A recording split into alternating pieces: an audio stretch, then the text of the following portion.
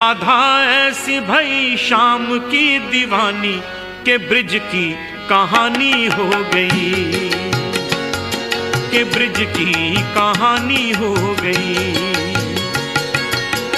एक भोली भाली गांव की गवारन, एक भोली भाली गांव की गवारन तो पंडितों की बानी हो गई, पंडितों की बानी हो।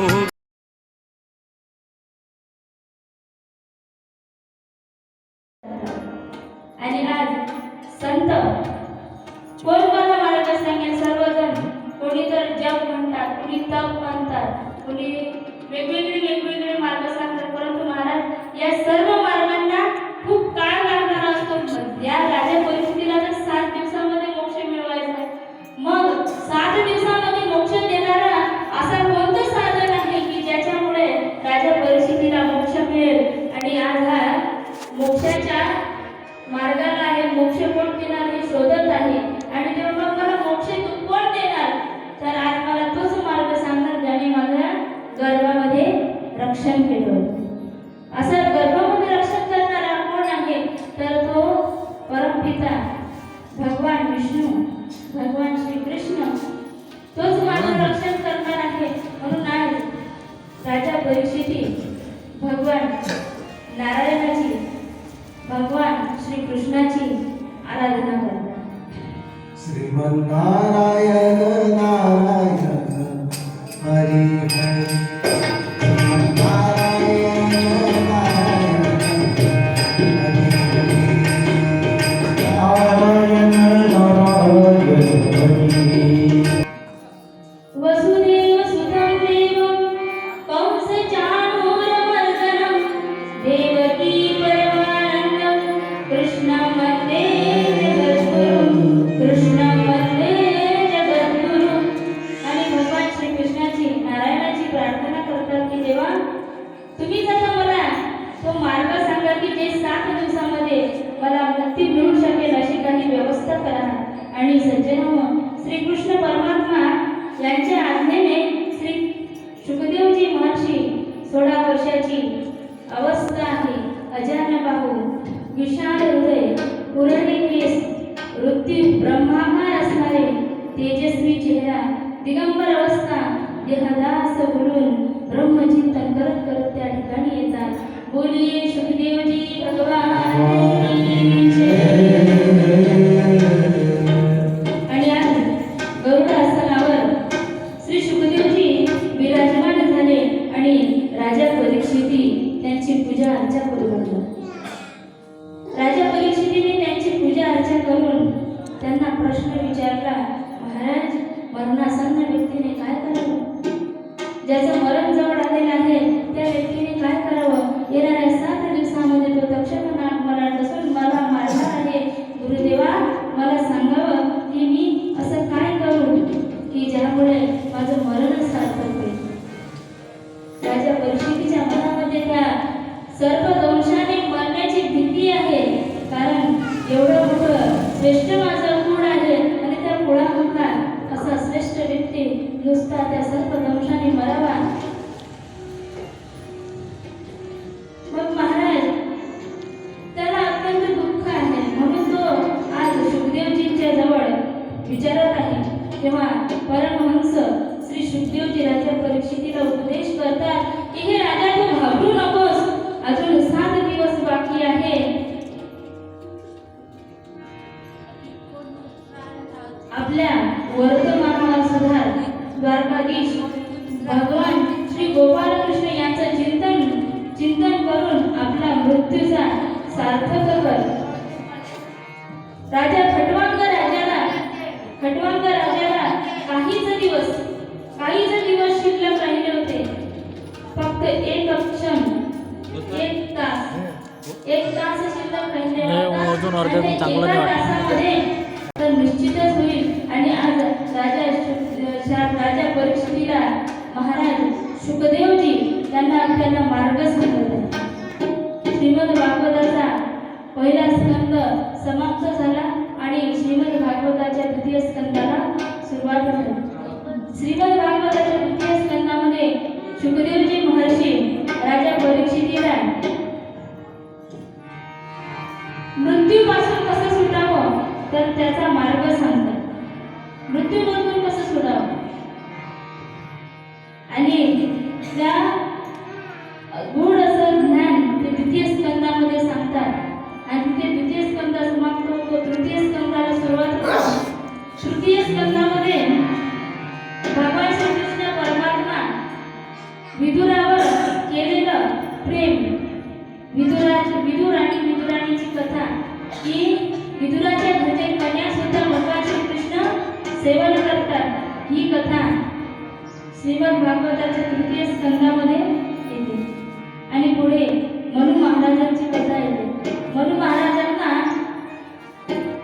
एक पत्नी आहे शतरूपा.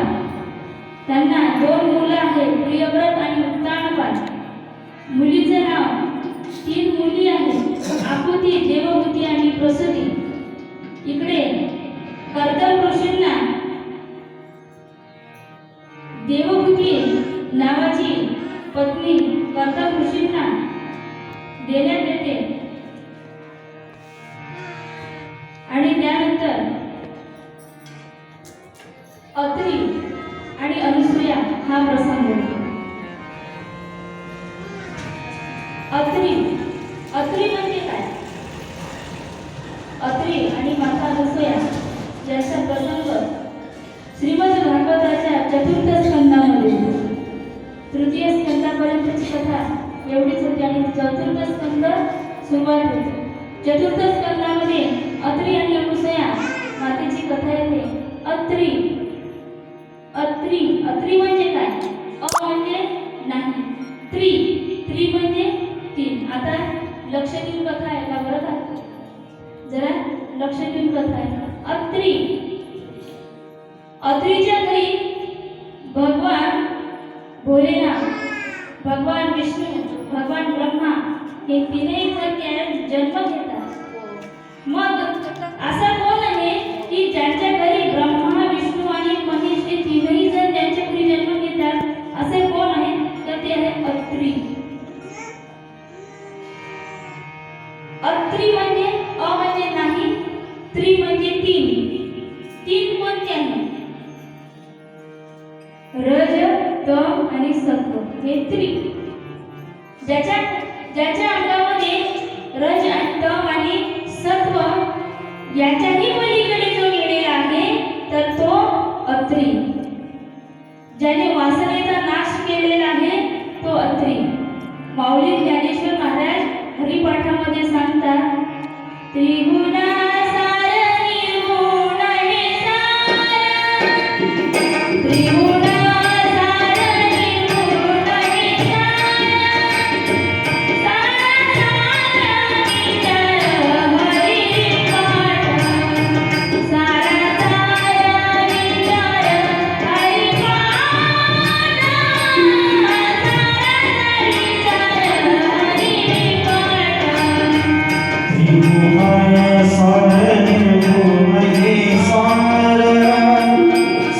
सार विचार हरिपाठ, सार सार विचार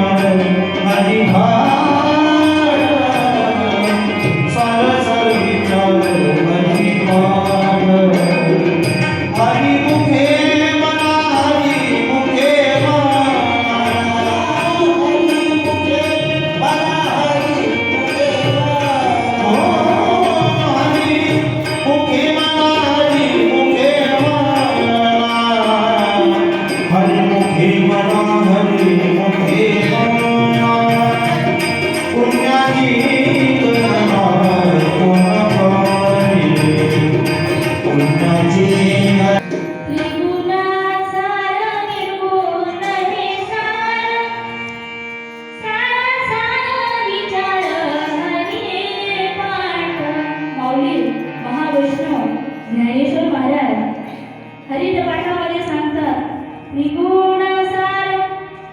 त्रिगुण कशी आहे असा आहे. जसं आपण सुपामध्ये गहू निवडायला घेतो, गहू पापडायला घेतो,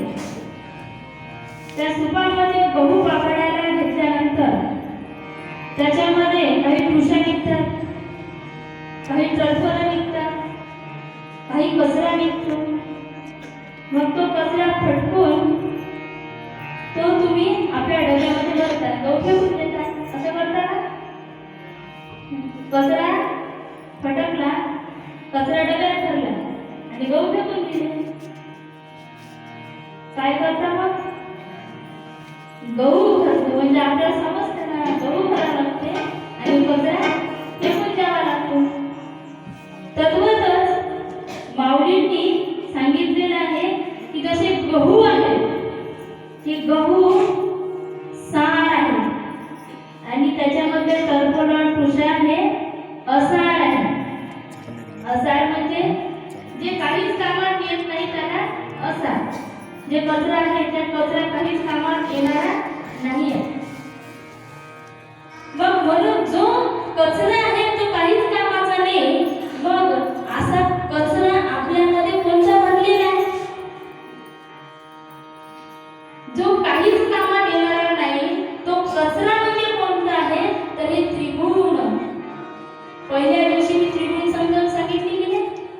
सांगितलं. जे लोक होते त्यांना माहिती आहे त्रिगुणावर खूप लांब लचक असं प्रवचन आपण सर्वांनी श्रवण केलं की त्रिगुण जे आहे तर ते त्रिगुण निकृष्ट आहे, ते काहीच कामाचं नाही. आणि जो अत्री आहे तो अत्री या तीनही पेक्षा वेगळा आहे. जसं तमोगुण आहे, त्या तमोगुणाचा जर नाश करायचा असेल तर तमोगुणामधून थोडं रजोगुणामध्ये येण्याचा प्रयत्न करायचा. मग रजोगुणामध्ये आल्यानंतर रजोगुणाला जर मारायचं असेल, रजोगुण काय आहे? आळस, निद्रा हे रजोगुण आहे. कामुकता हे रजोगुण आहे. मग त्याला जर मारायचं असेल तर सत्वगुणाचा आश्रय घ्यायचा. गोपाल कृष्ण भगवान की जय. तमोगुणाला मारायचं असेल रजोगुणाचा आश्रय घ्यायचा. रजोगुणाला मारायचं असेल तर सत्वगुणाचा आश्रय घ्यायचा. आणि सत्वगुणामध्ये सुद्धा अहंकार आहे. सत्वगुणामध्ये सुद्धा अहंकार आहे. मी अमुक असण्याचा अहंकार आहे. म्हणून शुद्ध सात्विक गुणाने सत्वगुणाला मारायचं. शुद्ध सात्विक गुणाने सत्वगुणाला मारायचं. म्हणजे ते सुद्धा नाही, मी असण्याचा सुद्धा अहंकार नाही. जसा काटा आहे, काटा पायामध्ये रुतला, काटा पायामध्ये रस्त्याने चालता पायाला काटा रुतला. काटा जर काढायचा असेल तर मग तुम्ही एखादी कुऱ्हाड घ्या, नाही तर मग टिकास पावडं याला काटा काढायला की नाही पायाकडनं. टिकास पावडं सबन त्याने काढायचा काटा नाही. मग काटा काढण्यासाठी पायामधला काटा काढण्यासाठी रानामध्ये तुमच्या पायामध्ये काटा टोचलेला आहे. मग तो काटा काढण्यासाठी काय कोणत्या हत्यार उपयोगाला लागतो? हा, जर जंगलात जाईल जात असताना काट्याला काटा बरोबर काय करत काट्याला काटा काढा. आता तो काटा किती महत्वाचा त्यावेळेस नाही का? तेव्हा तो पायामधला काटा काढायसाठी तो दुसरा काटा जो होता त्या काट्यानं काटा कापून काढला पायामधला. मग तो काटा किती महत्वाचा नाही का? काय किती महत्वाचा? मग त्याला खिशात ठेवायला, हा, त्या काट्याला खिशामध्ये ठेवून द्यायचे. मग ते काटे भरून मग कधी मग कामात येते ते काटा कामाचा आहे. आणि तो खिशामध्ये भरल्यानंतर काय होईल? होणार काय विचार करा. ऋतन आजी म्हणतात, ऋतेल म्हणतात तो काटा. म्हणजे त्या काट्याचा उपयोग आम्ही तो काटा काढण्याकरिता केला. पण तो जर का आपल्या जवळ ठेवला तर त्याच काट्याची इजा आपल्याला होऊ शकते. तद्वतच सत्वगुणाचा नाश करण्याकरिता, या रजोगुणाचा नाश करण्याकरिता जरी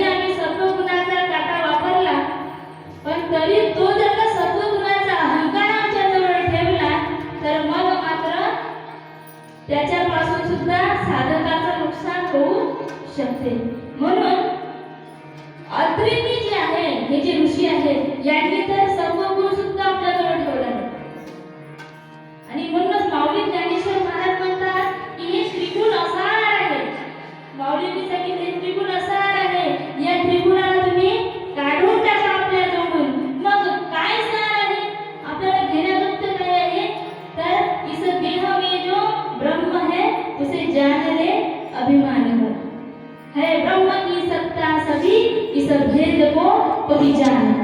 बस यामध्ये जो ब्रह्म आहे, या देहामध्ये जो ब्रह्म आहे, तर तोच सर्वस्व घेण्यासारखा आहे, सार आहे, निर्गुण सार, निर्गुण सार. आणि निर्गुणाकडे गेलेले हे संत हे अत्री. आणि जो निर्गुणाकडे जातो, निर्गुण म्हणजे काय? ज्याच्यामध्ये हे 3 गुण नाही, त्याला म्हणतात निर्गुण. ज्याच्यामध्ये त्रिगुण नाही त्याला निर्गुण म्हणतात. आणि निर्गुण त्याला सुद्धा म्हणतात की जो सर्व गुण संपन्न आहे, त्याच्यामध्ये कोणतेच अवगुण नाही, सर्व गुण संपन्न, त्याला सुद्धा निर्गुण म्हणतात. म्हणून माऊली म्हणतात की निर्गुण हे काय आहे? सार, सारा सार विचार हरिपाठ. हा सर्व जो विचार आहे तर तो मी हरिपाठामध्ये मांडलेला आहे. म्हणून अत्री म्हणजे कोण? आता सांगा, अत्री म्हणजे कोण?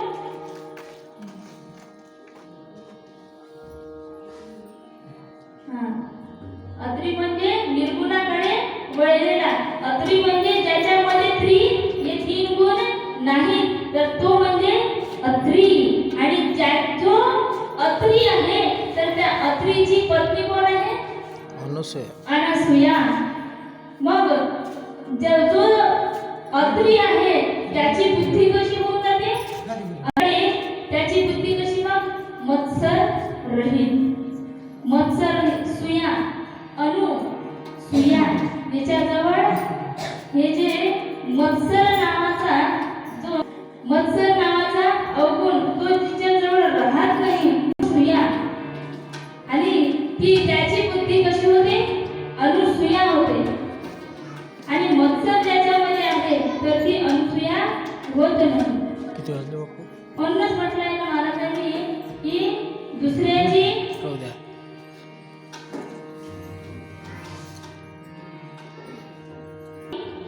पळणे, दुसऱ्याची आपत्ती पाहिली की पळणे, हे जे आहे तर ते असूयाचं उदाहरण आहे. दुसऱ्याची आपत्ती पाहून पळणे, दुसऱ्याची उणीव पाहता हसणे, दुसऱ्याची आपत्ती पाहून पळणे, दुसऱ्याचे वैभव देखून जळणे, ऐसे होते. वदने महाराजांनी ग्रामगीतेमध्ये सांगितलेलं आहे की दुसऱ्याची उणीव पाहता हसणे, हे जे आहे हा अवगुण जो आहे तो कशाचा आहे? असूया. म्हणजे दुसऱ्याचा मत्सर करणे, मत्सर आहे. आणि मत्सर रहित बुद्धी म्हणजे अनुसूया आहे. ती मत्सर रहित बुद्धी म्हणजे अनुसूया आहे. दुसऱ्याची आपत्ती पाहून पळणे, दुसऱ्यावर आपत्ती आली, इकडेच हा माणूस पडून जातो. दुसऱ्याच्या कामामध्ये दुसऱ्यावर जर प्रसंग ओढावला असेल तर त्याच्या कामामध्ये या, तर महाराज म्हणतात तो कोण होतो? अनुसूया. दुसऱ्याचे वैभव देखून जळणे, दुसऱ्याला जर काय जास्त उत्पन्न झालं असेल, दुसऱ्याचे जर का मुलं नोकरीवर लागली असते तर याचे मन इकडे जळते ना. दुसऱ्याचं जर का बिल्डिंग चढली असलं तर याचेच मन इकडे जळते. तुम्हीच समोरा, तुम्हीच असे करता, याचे तर काही करणं होत नाही आणि दुसऱ्याला तर काही करू देत नाही. मग याचं नाव काय आहे? असूया. म्हणजे तो अनुसूया, त्याची बुद्धी अनुसूया नाही.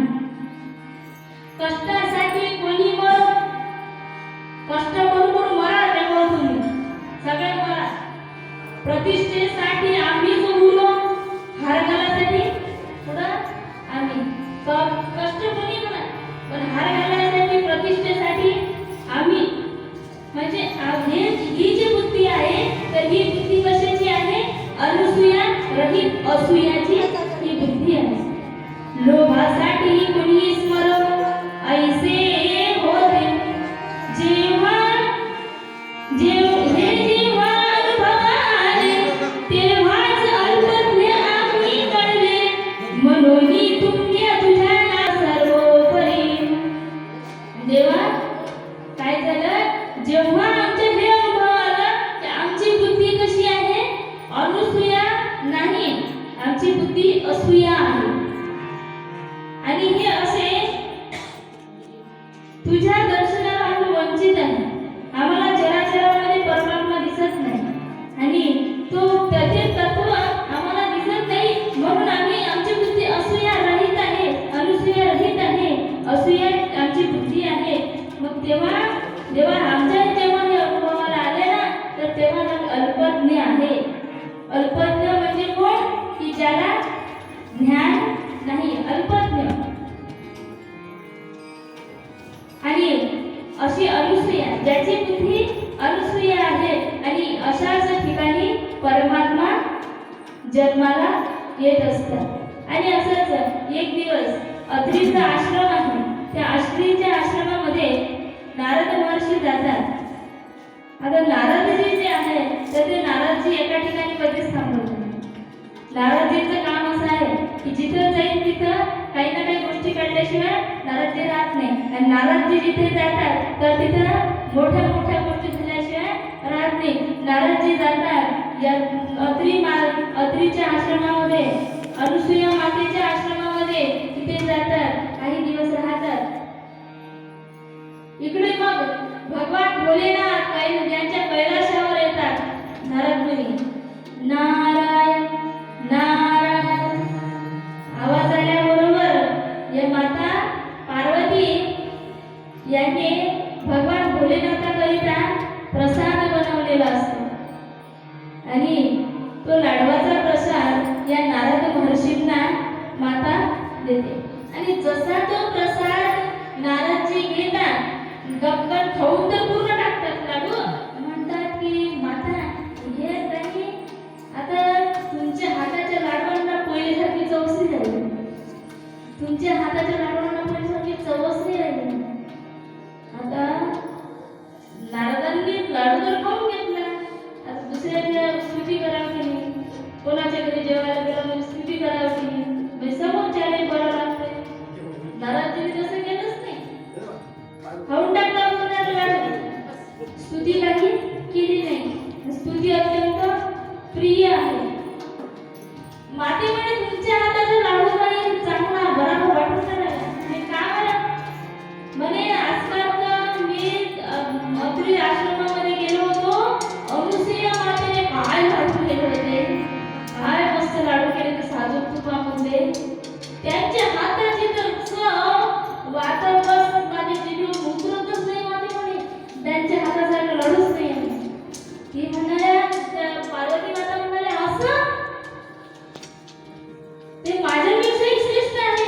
नारद महर्षी म्हणाले काय नेमकं ते नाही माहित, पण ते जगामध्ये त्याची ख्याती आहे की अनुसूयासारखी पतिव्रता स्त्रीच नाही, अनुसूयासारखी पतिव्रता स्त्री जगात मिळणार नाही. आणि जेव्हा माता पार्वतीला ईर्ष्या होते अनुसूया मातेची, देवांना सुद्धा ईर्ष्या होते. कारण सत्वगुण जो आहे तर तो सत्वगुण सुद्धा अहंकार आणणारा आहे आणि माता पार्वतीला ईर्ष्या होते. आणि माता पार्वती जेव्हा ईर्ष्या करतात आणि इकडे नारद महर्षी इथून गायब होऊन जातात. मग जातात वैकुंठामध्ये. नारद महर्षी कुठे जातात? वैकुंठामध्ये जातात. आणि वैकुंठामध्ये गेल्यानंतर त्या वैकुंठामध्ये जेव्हा माता लक्ष्मीजी जेव्हा येतात तेव्हा माता लक्ष्मीजी त्यांना म्हणतात नारदजी बऱ्याच दिवसापासून आले तुम्ही, तर बऱ्याच दिवसापासून इकडे फिरवलेच नाही. आता नारद महर्षी म्हणतात काय तो अत्रीचा आश्रम, काय तो सत्संग, काय त्या अत्रीच्या आश्रमासारखं आनंदपूर्ण कुठेच नाही. माते ते अत्रीचा आश्रम आहे ना तर ती अनुसूया माता जगात विख्यात आहे की त्या पतिव्रता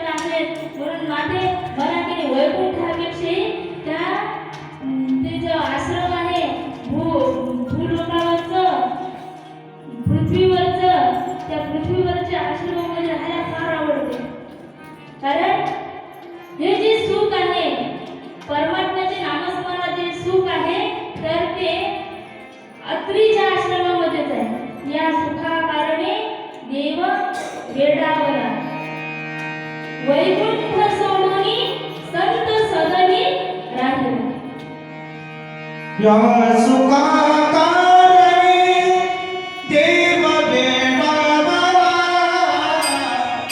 या सुखा कारणी देव वेडावला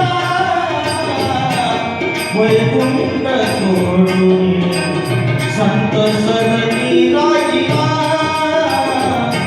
वैकुंठ सोडून संत सदनी राहिला या सुखाला वैकुंठ सोडूनी संत सदनी राहिला सर्व वैकुंठ सुद्धा मला आता प्रिय नाही वाटते मला ना ते जे अत्रीचा आश्रम आहे तिथे फार चांगलं वाटते कारण तिथे अखंड नामाचा महिमा आहे नामस्मरण आहे तिथे त्रिगुण रहित ते आहे असं अत्रीचा आश्रम आहे आपल्या इथे माननीय हेमंत